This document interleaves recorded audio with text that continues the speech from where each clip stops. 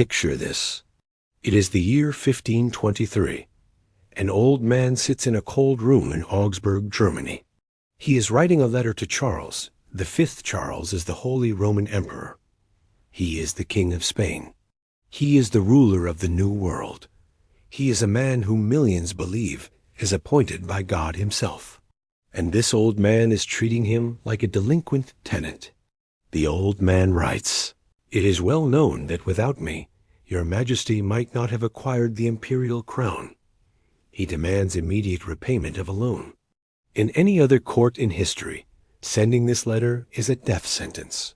You do not threaten an emperor. But the emperor didn't execute him.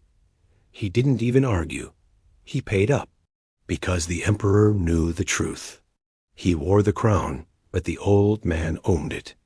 This is the story of Jakob Fugger. His net worth was estimated at 2% of the entire European GDP. In today's terms, that is roughly $400 billion. But wealth wasn't his goal. Wealth was just the ammunition. He created the world's first multinational corporation. He monetized the Vatican. He accidentally triggered the Protestant Reformation. And he invented the modern concept of lobbying. To understand how money conquered politics, we have to go back to the beginning. The story doesn't start in a palace. It starts in the mud. Jakob's grandfather, Hans Fugger, was a peasant. He was a weaver in a village called Graben. He moved to the city of Augsburg with nothing but the clothes on his back. He worked hard. He married the daughter of a guild master. He climbed the ladder one rung at a time. By the time his grandson Jakob was born in 1459, the family was comfortable. They weren't royalty. They were working-class rich. But Jakob had a problem. He was the seventh son. In the 15th century, the first son gets the business. The second son gets the army. The seventh son gets nothing. His destiny was already written. He was sent to a monastery. He was going to be a priest. He would take a vow of poverty and die in obscurity.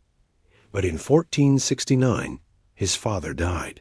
His mother, a woman of steel named Barbara, looked at the family business. She looked at her sons. She realized she needed more than just textile traders. She needed a shark. She pulled young Jakob out of the church track. She didn't send him to university. She sent him to Venice. Venice in 1478 was the center of the world. It was New York, London, and Shanghai rolled into one. This is where Jakob Fugger learned the secret weapon that would build his empire. It wasn't a weapon of war. It was a technology called double-entry bookkeeping. Before this, merchants kept messy notes. They guessed their profits. Double entry allowed you to track every single copper coin in real time. It gave Jakob information dominance. He could see trends that others missed. He saw that trading cotton had a low ceiling. The margins were 10, maybe 15%. But trading debt? Trading debt had no ceiling. He returned to Augsburg a changed man. He was quiet. He was calculating. And he was ready to gamble. But here's where it gets interesting. Most bankers in the 1400s played it safe. They lent to merchants who had collateral. Jakob looked for the worst borrower in Europe. He found Archduke Sigismund of Tyrol. Sigismund was a disaster. He threw parties where dwarves jumped out of pies to wrestle giants. He had illegitimate children to support. He was drowning in debt to Bavarian dukes. Every other banker in Europe had blacklisted him. Jakob Fugger walked into his court and offered a loan. He offered 23,627 florins, a massive sum. Sigismund asked what interest rate Jakob wanted. Jakob said, 0, no interest. Sigismund thought he was scamming the banker. But Jakob didn't want interest. He wanted rights.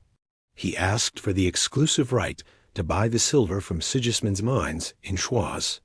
And he asked to buy it at a fixed, discounted rate. Sigismund agreed. He got his cash to pay for his parties.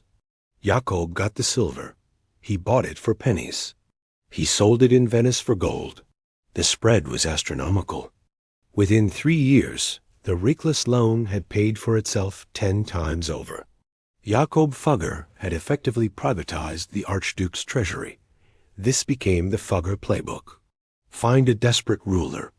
Give them cash. Take their natural resources as collateral. He moved from silver to copper. Copper was the oil of the 15th century. You needed it for cannons. You needed it for muskets. You needed it for brass tools. The copper mines in Hungary were flooded and failing. The technology to drain them didn't exist yet. Jakob partnered with an engineer named Janos Thurzo. They brought in new water pumping technology. They pumped the mines dry. Production skyrocketed. But Jakob wasn't satisfied with just selling copper. He wanted to be the only person selling copper. He formed a cartel. He deliberately lowered prices to bankrupt his competitors in Venice. Once they folded, he jacked the prices up by 300%. By 1498, if you fired a cannon in a European war, the metal in that cannon was sold to you by Jakob Fugger. He controlled the supply chain from the mine shaft to the market stall. He was now the richest man in Germany. But to become the most powerful man in the world, he needed a bigger partner. He needed God. The Catholic Church was the largest financial institution on earth. They collected tithes from Sweden to Sicily, but moving that money was a nightmare. If you sent a wagon of gold from Poland to Rome, it would get robbed 3 times before it crossed the Alps. Fugger proposed a solution: the Fugger transfer system. A bishop in Poland would deposit gold at a Fugger branch in Krakow. Fugger would send a piece of paper to his branch in Rome. The Rome branch would pay the Pope. No gold ever moved. No bandits ever got paid. Fugger charged a 3% fee on every transaction. He became the official banker of the Vatican. He managed the papal mint. He was now untouchable. Kings could seize your land. But if you seize Fugger's land, you are stealing from the Pope. It was the perfect shield, until it cracked. The year is 1514. A young noble named Albrecht of Brandenburg wants a promotion. He wants to be the Archbishop of Mainz. This is a powerful position. It comes with a vote in the imperial election. But Albrecht is broke. He needs to pay the Pope 21,000 ducats to get the job. That is about $10 million today. He goes to Jakob Fugger. Fugger lends him the money. But how will Albrecht pay it back? The Pope and Fugger hatch a plan. Leo X authorizes a Jubilee indulgence. An indulgence is a certificate. You buy it, and the church says your time in purgatory is reduced. It's a spiritual transaction. Preachers go town to town in Germany. They have a catchy slogan: as soon as the coin in the coffer rings, the soul from purgatory springs. But here is the secret. Half the money didn't go to the church. It went directly into an iron chest that traveled with the preachers. And the key to that chest was held by an agent of Jakob Fugger. The faithful poor were emptying their life savings to save their souls. And the money was going to pay off a bank loan. This was the breaking point. A monk named Martin Luther saw this happening in his town. He saw his parishioners starving themselves to buy these papers. He knew it was a scam. He wrote his famous 95 Theses. Thesis 86 asked a simple question: why does the Pope, whose wealth is today greater than the wealth of the richest Crassus, build this one basilica of St. Peter with the money of poor believers rather than with his own money? He nailed it to the church door in Wittenberg in 1517. The Protestant Reformation began. Europe split in half. Wars erupted. Millions would eventually die in religious conflict. History books say this was about theology. But if you follow the money, it was about a debt repayment schedule for Jakob Fugger. Did Fugger care? Not really. While the world argued about religion, he saw an opportunity for the ultimate power play. In 1519, Emperor Maximilian died. The throne of the Holy Roman Empire was empty. This wasn't a hereditary title. It was elected. 7 electors got to vote. And just like today, those votes were for sale. There were 2 candidates. One was Francis I, the King of France. He was charismatic. He was backed by the Pope. The other was Charles of Spain. He was young. He was awkward. And he was cash poor. Francis I arrived with a war chest of French gold. He started bribing the electors. Charles called Jakob Fugger. How much will it cost to buy the empire? Fugger ran the numbers. He told Charles, whatever Francis bids, we bid more. It turned into an auction. The elector of Mainz wanted 100,000 florins. Fugger paid it. The elector of the Palatinate wanted more. Fugger paid it. He stretched his credit to the absolute limit. He borrowed from other banks just to lend it to Charles. It was an all-in bet. If Charles lost, the Fugger Bank would collapse. The final bill was 851,918 florins. Fugger personally put up 543,585 florins. That is 64% of the cost of the election. The votes were cast. Charles won unanimously. He became Charles V. He ruled an empire on which the sun never set. But the mortgage was held in Augsburg. This is when Fugger reached the peak of human power. To pay him back, Charles V gave him the maestrazgos. These were the land rents of the Spanish military orders. Basically, a cut of the revenue from the Spanish government. Fugger got the mercury mines in Almaden. He got a slice of the silver coming from the New World. When the conquistadors looted the Aztec and Inca empires, a percentage of that melted gold ended up in Fugger's vault.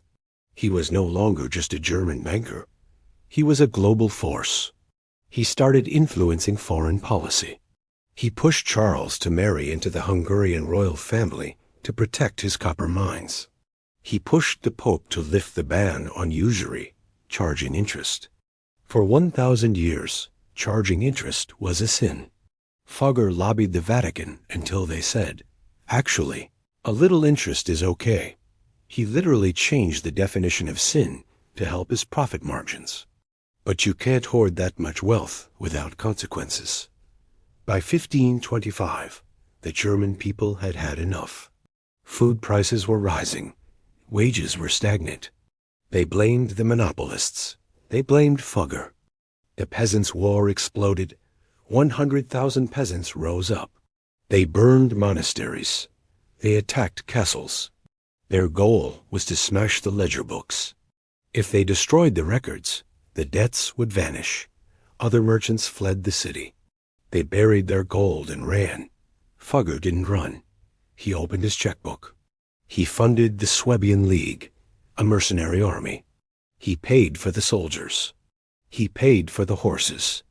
He paid for the cannons made from his own copper. The army crushed the rebellion. Thousands of peasants were slaughtered. Fugger viewed it as asset protection. He wrote to a friend, "Many are hostile to me. They say I am rich. I say I am rich because I work." He had zero remorse. Or did he? There is one strange contradiction in his life. In 1516, 9 years before he died, he started a construction project in Augsburg. It wasn't a palace. It was social housing. He built the Fugger, 52 houses for the righteous poor. He set the rent at 1 Rheinische Gilde per year. That was about 1 week's wages for a laborer. He established a trust to keep it running forever. Here is the catch. To live there, you had to make a promise. You had to pray 3 times a day, 1 Our Father, 1 Hail Mary, 1 Creed, for the soul of Jakob Fugger. The Fugger still exists today. It is the oldest social housing complex in the world. The rent has not changed. It is currently 0.88 euros per year, less than $1 a year, and the residents still pray for him. Every single day. Think about the ego required for that. He knew he had blood on his hands. He knew his copper made the cannons that killed thousands. He knew his loans tore the church apart. So he built a perpetual prayer machine. He tried to bribe God just like he bribed the emperor. Jakob Fugger died on December 30th, 1525. He was working at his desk until the very end. He had no children. He left the business to his nephew, Anton. When the auditors finished counting, the number was impossible. 2,032,655 guilders. He had turned a textile shop into the biggest fortune in history. But his legacy isn't the money. It's the system. Jakob Fugger proved that kings were not the ultimate authority. Capital was the ultimate authority. He showed that if you control the debt, you control the policy. He was the first person to realize that wars, elections, and salvation are just line items on a balance sheet. Look at our world today. Super PACs funding elections. Lobbyists writing laws. Global finance dictating national policy. Jakob Fugger didn't just live in the 16th century. He invented the 21st century. So, here's the question for you. Jakob Fugger believed that everything and everyone has a price.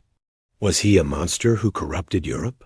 Or was he simply the only honest man who admitted how the world actually works? The Fuggeray is still standing, and the residents are still praying for him. Do you think it's working? Let me know in the comments below. If you want to see how the Medici family tried to do the same thing but failed, click this video right here. And subscribe to see who we investigate next. I'll see you there.